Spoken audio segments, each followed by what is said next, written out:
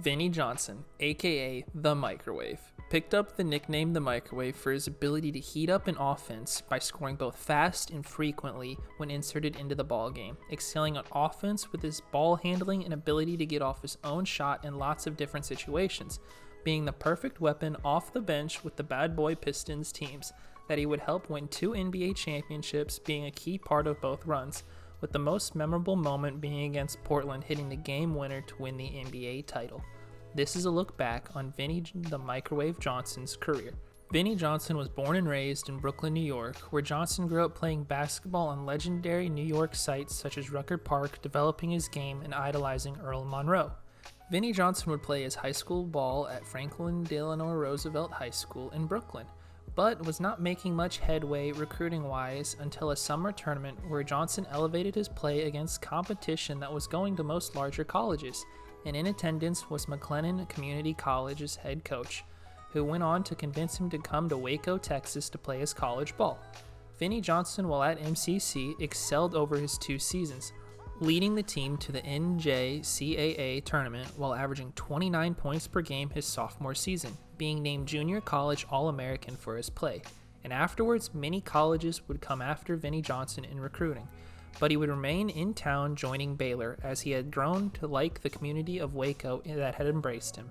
Johnson would spend his final 2 years of college playing at Baylor as the main guy on a middle-of-the-line Baylor team that barely went over 500, where he put up large numbers, averaging 24.1 points, 5.3 rebounds, and 6.1 assists over his junior and senior year.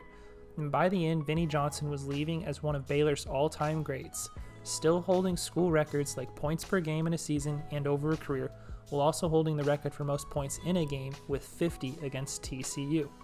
With 2 solid seasons at the Division I level showcasing his scoring abilities, the NBA came calling upon Vinnie Johnson after his graduation. In the 1979 NBA draft with the 7th overall pick, the Seattle SuperSonics selected Vinnie Johnson. Vinnie Johnson was joining a supersonic team that had just come off winning the NBA title, with that team being led by Dennis Johnson, Gus Williams, Fred Brown, and Jack Sigma, as the team was looking to repeat entering the season. Vinnie Johnson his rookie season struggled to find playing time as the shooting guard position was filled with talent at the high level being Brown and Dennis Johnson, resulting in Vinnie Johnson playing in 38 games, averaging 8.6 minutes and scoring 3.2 points. But he was on a Sonics team that was playoff bound, going 56-26, earning a 3 seed, where they would face Calvinette and the Portland Trail Blazers round 1. And in the best of 3 series, the home court played a factor, with the home team winning each, as Seattle was the higher seeds behind Gus Williams' play, advancing 2-1. Round 2, the Sonics got a matchup against the Milwaukee Bucks with Marcus Johnson, Junior Bridgman, Brian Winters, Sidney Moncrief, and Bob Lanier. The series was close as Bob Lanier was winning the one-on-one battle against Sigma, helping the Bucks jump out to a 3-2 series lead. Game 6, the Sonics tied the series back up on a late jumper from Fred Brown, forcing Game 7, where it would be close again, but when it mattered most, Gus Williams came through, sending the Sonics into the conference finals, where the Sonics met the Los Angeles Lakers, headed by Kareem Abdul-Jabbar, Jamal Wilkes, Norm Nixon, Michael Cooper, and a rookie in Magic Johnson. The Sonics would steal Game 1 against the Lakers, in large parts thanks to a large performance from Fred Brown, but proceeded to lose the rest of the games out as Kareem, Magic, and Wilkes were too much to handle. Vinnie Johnson's first playoff experience was similar to that of his first season, barely playing, only averaging 0.4 points. In the offseason, the Sonics decided to trade away Dennis Johnson to the Suns for Paul Westphal, as Dennis Johnson was butting heads with head coach Lenny Wilkens, which was an okay move on paper, but Westphal would struggle to stay on the court with injuries the up-and-coming season. And only to hurt Seattle further, next season Gus Williams proceeded to sit out the entire season with the contract dispute. On the bright side for Vinnie Johnson, this created a chance to play this year, with Vinnie Johnson proving he belonged in the league, averaging 13 points, 4.2 assists, and 4.5 rebounds. Meanwhile, the Sonics did struggle, missing Williams and Westphal being banged up a lot, going 34-48, missing the playoffs. In the offseason, the Sonics reached a deal finally with Gus Williams to return, resulting in Vinnie Johnson's play again being reduced entering the season, with the Sonics early into the season deciding to trade Vinnie Johnson. Vinnie Johnson was traded by the Seattle SuperSonics to the Detroit Pistons for Greg Kelser. as Detroit had wanted him after showing what he could do if he had gotten minutes the other year. Johnson was joining a young Pistons team led by two rookies in Isaiah Thomas and Kelly Tripucka to go along with Bill Laimbeer and John Long, with Johnson coming in to be the backup shooting guard to John Long, averaging 7.4 points, 3.3 assists, and 2.1 rebounds on the season, as the Pistons went 39-43 missing the playoffs, but it seemed to be moving in the right direction with its new and forming young core. Entering next season, Johnson again found himself backing up Long, and before midway through the year, Vinnie Johnson took over the starting spot with his play ever improving, as Johnson averaged 15.8 points, 3.7 assists, and 4.3 rebounds. But the Pistons took a step back as Tripucka missed time with injury, going 37-45 missing the playoffs. Next season, Long found his form again, sending Vinnie Johnson back to the bench, yet Johnson had earned more playing time because of the other year becoming the team's sixth man for years to come and playing a key role off the bench. In a role he thrived in, scoring in waves, Vinnie Johnson in his new role averaged 13 points, 3.3 assists, and 2.9 rebounds, helping the Pistons make the playoffs as they went 49-33, entering it as a 4 seed, playing the New York Knicks round 1, led by Bernard King and Bill Cartwright. The series was close throughout, but Bernard King was on fire, averaging 42.6 points over the series, leading the Knicks past the Pistons 3-2. Vinnie Johnson over the series had averaged 10.2 points, 2.4 assists, and 2.8 rebounds. Next season was more of the same for Vinnie Johnson, coming off the bench to average 12.8 points, 4 assists, and 3.1 rebounds, as the Pistons finished the season in a familiar spot, going 46-36, getting the 4 seed, facing the New Jersey Nets round 1 with Buck Williams, Albert King, and Michael Ray Richardson, where the Pistons took care of business in the first 2 games, before sending the Nets home thanks to a game winner from Isaiah Thomas in Game 3. Round 2, the Pistons met the Boston Celtics, who were a deep and talented team with Larry Bird, Robert Parrish, Kevin McHale, Dennis Johnson, Danny Ainge, and Cedric Maxwell. The Celtics would jump out winning the first 2 games before Detroit responding winning the next 2, as Vinnie Johnson had led the way in Game 4 with a huge performance and scoring 34 points off the bench, with Vinnie Johnson earning the nickname the Microwave from Celtics guard Danny Ainge for his ability to heat up an offense by scoring both fast and frequently when inserted into a game. As the series was tied up, Larry Bird took his play to another level, guiding the Celtics to 2 straight wins, sending the Pistons home.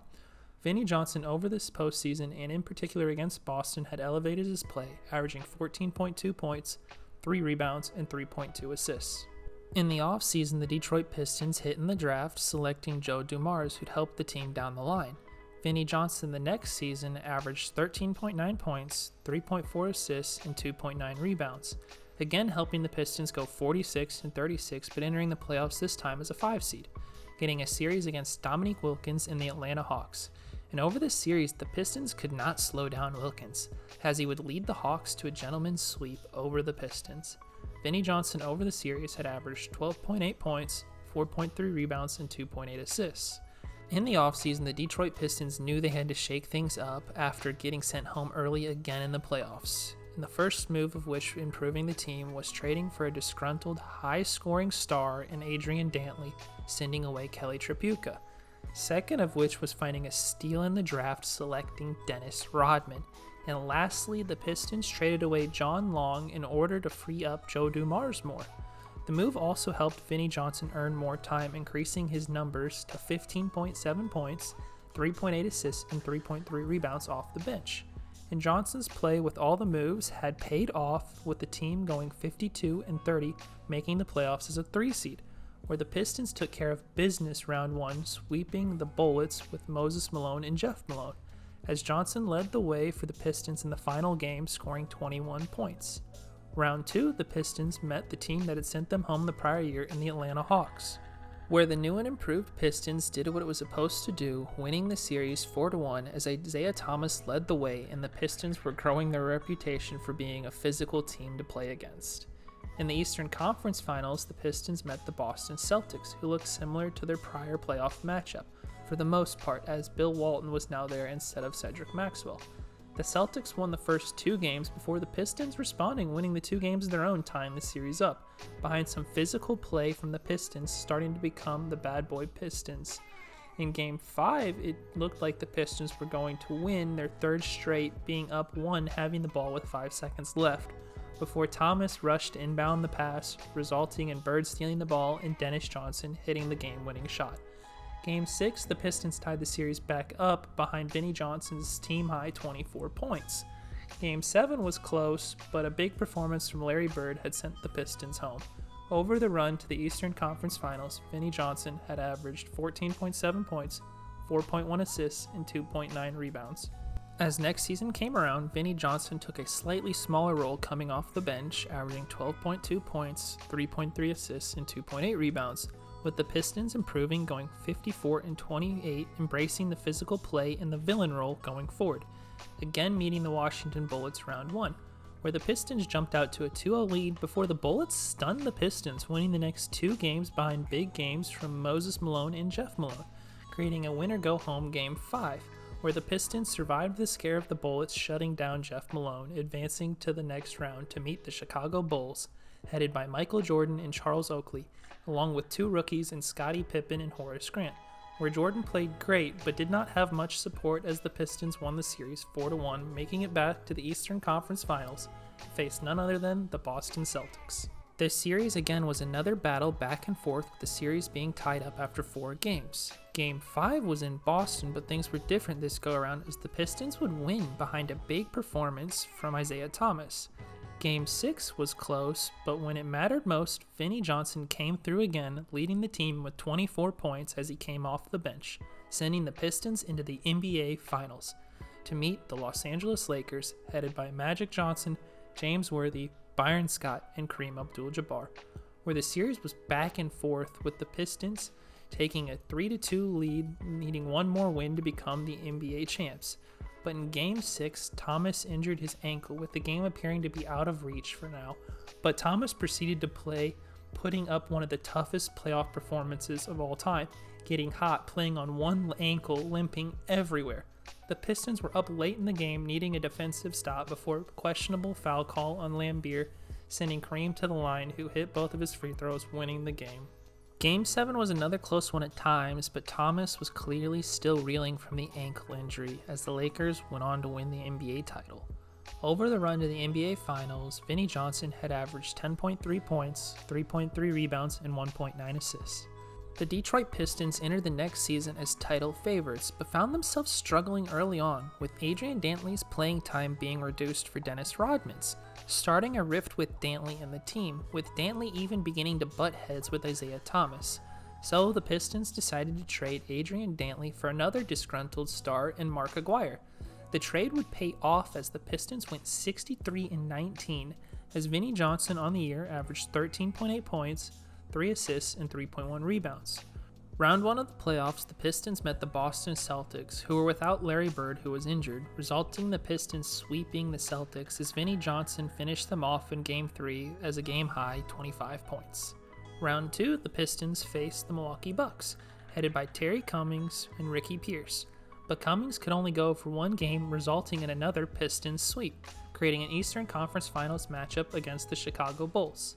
The Pistons and the Bulls split the first 2 games. Then in Game 3, Michael Jordan continued his strong form in the series, hitting a game winner to give the Bulls the series lead. This resulted in the Pistons creating the Jordan rules, which essentially were forcing Jordan to the middle if he was in an ISO. If he was in the middle of the floor, send him to the left and the nearest fender would double.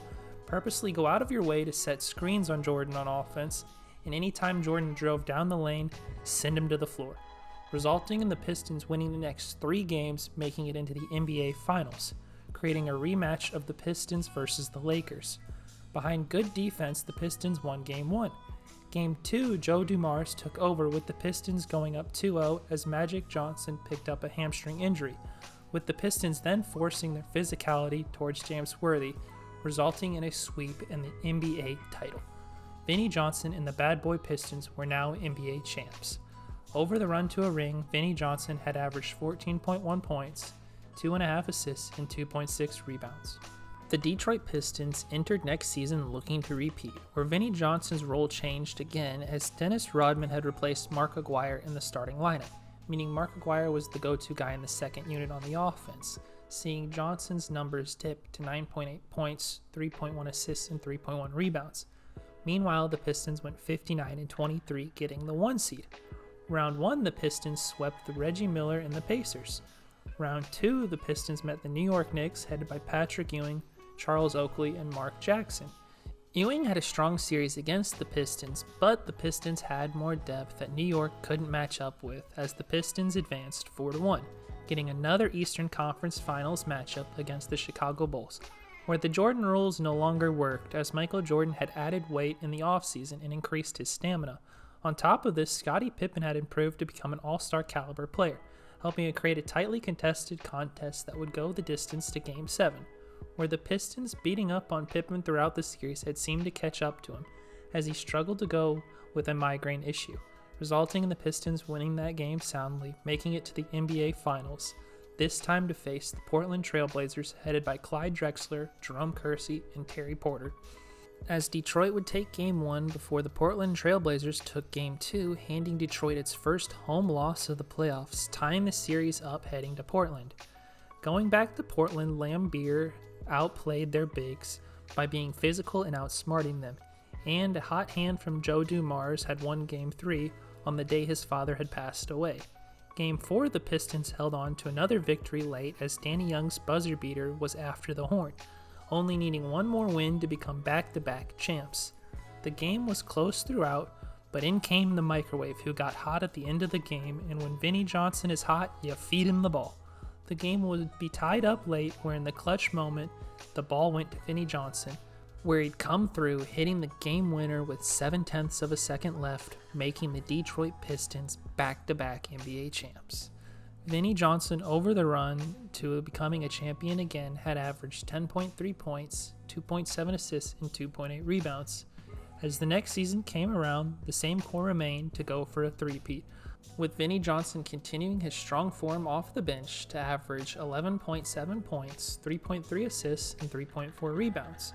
Meanwhile, the Pistons did not look as strong as age and injuries appeared to be catching up to the Pistons as they went 50-32, getting into the playoffs as a 3 seed, in a round 1 matchup against Dominique Wilkins and the Atlanta Hawks, where the Hawks pushed the Pistons the distance as Dumars and Wilkins one-upped each other throughout, before the Pistons blew out the Hawks in Game 5 to make it into Round 2. Round 2, the Pistons met the aging Celtics with Larry Bird, Kevin McHale, Robert Parrish, and Reggie Lewis, where the Pistons found themselves in an early hole going down 2-1 as Reggie Lewis led the way for the Celtics. This seemed to wake up the Pistons though as they went on to win the next 3 games, making it back to the conference finals as Bird was struggling to find his form with injuries. In the conference finals awaiting the Pistons were, of course, the Chicago Bulls again, but this time things were different as the Bulls seemed physically and mentally ready to go at the Pistons, and the Chicago Bulls took care of business against the Pistons, with the new mindset sweeping them outright. But the Pistons seem to be most remembered this series for leaving the court early and not shaking hands with the Bulls who had defeated them. Vinnie Johnson in the postseason had played well again, averaging 15.2 points, 5.1 rebounds, and 2.9 assists. In the offseason, Vinnie Johnson was a free agent and his time in Detroit had come to an end. Vinnie Johnson signed a contract joining the San Antonio Spurs. Johnson was joining a Spurs team led by David Robinson, Sean Elliott, and Terry Cummings, with Vinnie Johnson's role to come off the bench for the Spurs like he did for Detroit all those years, averaging 8 points, 3 rebounds, and 2.4 assists on the season, but only managed to go in 60 games as age was catching up to him. The Spurs looked solid this season, going 47-35, making the playoffs as a 5 seed, but down the stretch at the end of the season, David Robinson picked up an injury, and without Robinson in the playoffs, the Spurs got swept in round 1 by Kevin Johnson, Jeff Hornacek, and the Phoenix Suns. Against the Suns, Vinnie Johnson had maintained his regular season form, averaging 8.3 points, 2.3 assists, and 2.7 rebounds. In the offseason, the Spurs decided to waive Vinnie Johnson, ending his long NBA career. Vinnie Johnson, over 13 years in the NBA, had averaged 12 points, 3.2 rebounds, and 3.3 assists. And not long into Vinnie Johnson's retirement, the Pistons decided to retire Vinnie Johnson's number 15 for all of his contributions on those championship-winning Pistons teams. After Johnson's playing days, he became a businessman, where at first he struggled after a construction company he owned went under. But this did not stop Vinnie Johnson, as Vinnie Johnson proceeded to invest in a new venture called the Piston Group in Piston Automotive, which flourished as the company found success as a supplier for major international automotive companies, and particularly the Ford Motor Company and General Motors, helping the company move from a $50,000 a year company to $3 billion in revenue, resulting in Johnson turning a $6 million NBA salary into a lucrative $420 million net worth today. Vinnie Johnson is still the CEO and running the company today. Vinnie Johnson will forever be remembered as the microwave for his ability to heat up an offense by scoring both fast and frequently when inserted into a ballgame, being the ideal bench threat for the Detroit Pistons teams being able to come in for either Thomas or Dumars, being a key contributor on the bench for the Bad Boy Pistons teams that won 2 NBA championships, with the most memorable moment being a game winner against the Blazers in the finals to win the series. Vinnie Johnson may have never been the leading option on an NBA team, but his ability to come in and score at a high rate will forever be in the fans' minds. Thanks for watching this video on Vinnie Johnson's career. If you want to see any other videos in the future about any other random players, leave them in the comments below. Who knows, may decide to do them, may not. Thanks again for watching. This has been Skid Denver.